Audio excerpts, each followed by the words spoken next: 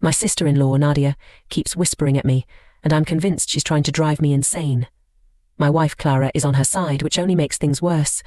I have schizophrenia, and before Nadia moved into our house, I hadn't experienced symptoms in a long time. However, once she moved in, I started hearing whispers. When I asked her what she said, she would pretend to be worried and claim she hadn't said anything. The voices only occur around her, and previously I hadn't experienced anything like this in quite some time. It took months of her whispering around me before my first breakdown. I silently cried in bed, telling myself it was just her and that I wasn't going insane. A few weeks later, I had another breakdown and decided to tell Clara. She looked worried, not because she believed her sister was doing this, but because she thought I was deteriorating. She reassured me that Nadia would never do such a thing, which only put me more on edge. The whispers I heard when Nadia was nearby seemed too natural and frequent to ignore. I started watching Nadia closely, noting how she often muttered to herself when she thought no one was looking, and how she lingered in doorways, lost in thought.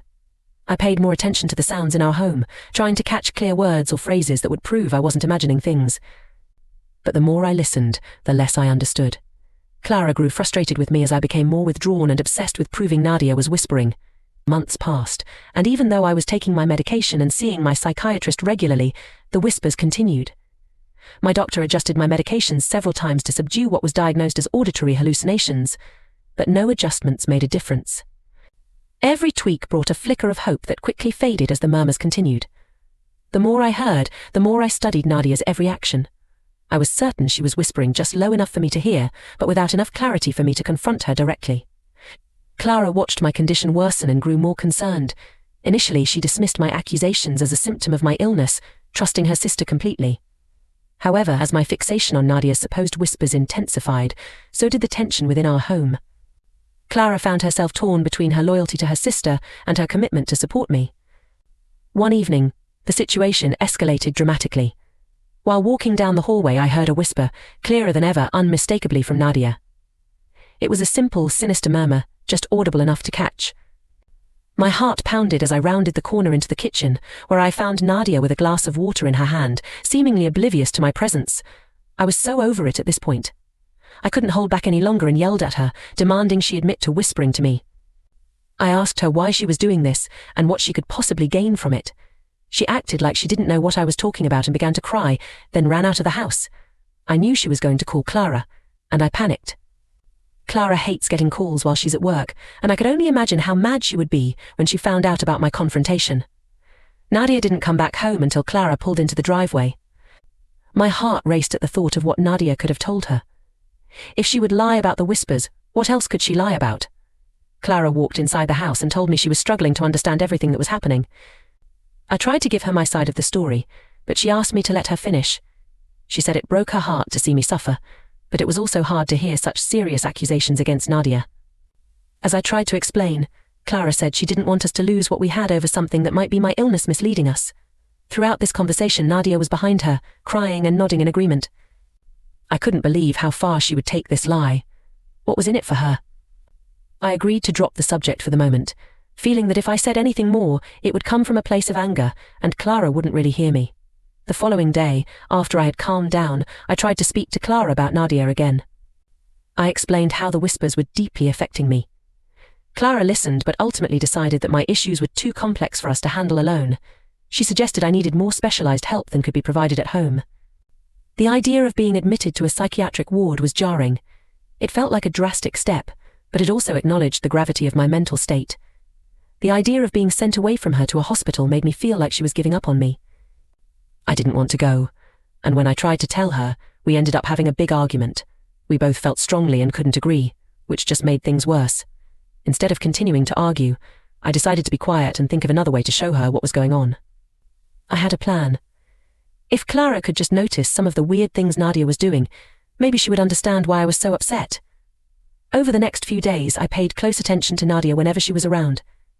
Nadia seemed normal most of the time, but sometimes she did small things that were strange, like talking quietly to herself or stopping suddenly as if listening to something no one else could hear. Whenever Nadia did something odd, I tried to make sure Clara was there to see it. I didn't say anything, I just hoped Clara would start to notice these things on her own. My goal wasn't to make Clara scared or to spy on Nadia, but just to help Clara see what was bothering me. Clara kept a close eye on Nadia, noticing more of the strange behaviors I had pointed out. Nadia's quiet muttering and sudden pauses became increasingly apparent. I could see Clara's initial skepticism begin to wane, and she started to believe that something unusual was indeed happening. Seeing this shift, I decided to take further action. I began recording Nadia's odd behavior on my phone, capturing moments that might prove she was whispering intentionally. Each time Nadia exhibited strange behavior, I discreetly recorded it. I collected several recordings showing her speaking quietly to herself and pausing mid-task as if listening to something. One evening, after a particularly stressful day, I went to the bathroom to wash away the day's troubles. The whispers had been persistent since I got home, and I needed a break. Unintentionally, I left my phone recording on the bathroom counter as I tried to gather my thoughts. As I sat there, the whispers started again. My heart began to race. It felt like Nadia was right outside, whispering directly at me. I tried to focus on the sound, hoping to catch any clear words or phrases, but it was difficult to distinguish anything specific. After a few minutes, I left the bathroom, and the voices disappeared as suddenly as they had begun. I picked up my phone, stopping the recording without thinking much of it. It wasn't until later, when I reviewed the video out of sheer desperation for proof, that I made a startling discovery. In the recording, I could hear the bathroom door creaking softly. The noises started again, clearer this time, and unmistakably Nadia's voice. She was whispering just outside the bathroom door. My heart pounded as I listened. I played the recording again, ensuring I wasn't imagining things. There was no doubt about it, Nadia was whispering to mess with me, and now I had proof. The realization hit me hard. I wasn't losing my mind. Someone was intentionally trying to make me think I was. With this new evidence, I felt a sense of validation. I wasn't crazy, and what I was experiencing was real. Nadia's whispers weren't figments of my imagination. Determined to gather more evidence, I continued to document her behavior over the next few days. Eventually, one evening, when I felt I had enough proof, I showed the recordings to Clara. Clara watched the videos closely, her expression changing from concern to shock as she saw the evidence. The videos showed Nadia muttering while cooking, stopping abruptly in conversations, and speaking softly to no one.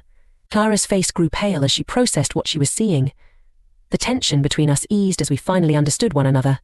We decided to confront Nadia with the evidence. The next evening, after dinner, we asked Nadia to join us in the living room. Clara began the conversation gently, expressing concern for Nadia's well-being and mentioning that we had noticed some unusual behavior. Nadia looked anxious as I showed her the recordings. Her composure started to crack, her hands began fidgeting, and her eyes darted around the room, avoiding our gaze. After watching the recordings, Nadia finally broke down. When Clara gave her a moment to explain herself, her voice was barely a whisper. She admitted to whispering outside the bathroom door, in the kitchen, at dinner, and every other time. She acknowledged that she had been deliberately trying to mess with me. She looked ashamed. Clara pressed her for the reason behind her actions. She needed to understand why Nadia would do something so cruel. The urgency in Clara's voice grew as she demanded an explanation, losing patience with her sister. Nadia hesitated, struggling to find the right words. Finally, she confessed that she believed it was not safe for her to live in the same house as me because of my schizophrenia.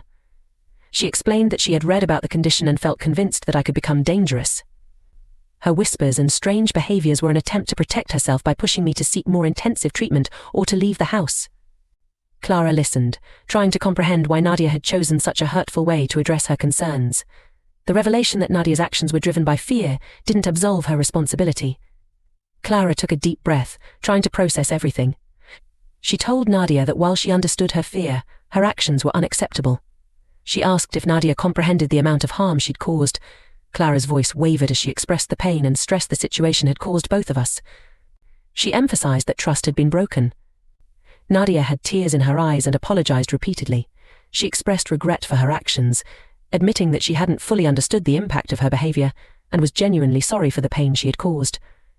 She promised to seek help for her own issues and to work towards making amends. Despite her apologies and efforts to seek help, the damage was too significant to ignore. The next morning, Clara asked Nadia to join us in the living room again. Nadia looked worried, sensing something serious was coming. Clara calmly explained that her behavior had deeply affected our lives and that we could no longer have her stay with us. Nadia listened, looking sad and resigned, understanding the consequences of her actions. Her expression quickly shifted from worry to anger. She became agitated, accusing us of using her and abandoning her just like her ex-boyfriend had done. Clara remained calm, though it was clear she was struggling to maintain her composure. Nadia's anger grew more intense. She insisted she had nowhere else to go and that we were her only family. The tension in the room was palpable, each word sharpening the divide between us. I stood by, feeling a mix of emotions. I understood her fear and anger, but the trust had been too deeply broken. Clara, though clearly affected by Nadia's words, stood firm. She conveyed that this decision was about ensuring a safe and healthy environment for everyone. Nadia's outburst didn't change the necessity of our decision. Her accusations were painful to hear, but we knew we had to follow through. Clara remained steadfast, even though I could see how hard it was to kick her sister out. She told Nadia that this was for the best. After the conversation, Nadia stormed off to pack her belongings. The atmosphere was tense, and the silence that followed her departure was heavy. Clara helped her sister pack, the process marked by awkward, strained silence. I stayed out of the way, feeling a mix of relief, guilt, and sadness. Nadia's departure was good for us since her entire time here was stressful, but it also saddened us at the loss of a family connection. When it was time for Nadia to leave, Clara walked her to the door. Clara went in for a hug, but Nadia shoved her aside, her anger still simmering beneath the surface. She turned to me, her eyes filled with unresolved anger. She mouthed something, but I couldn't quite make out what. Once Nadia left, the house felt empty. The silence, which once felt suffocating, now felt peaceful. Clara and I focused on repairing our relationship, and she cut all contact with Nadia,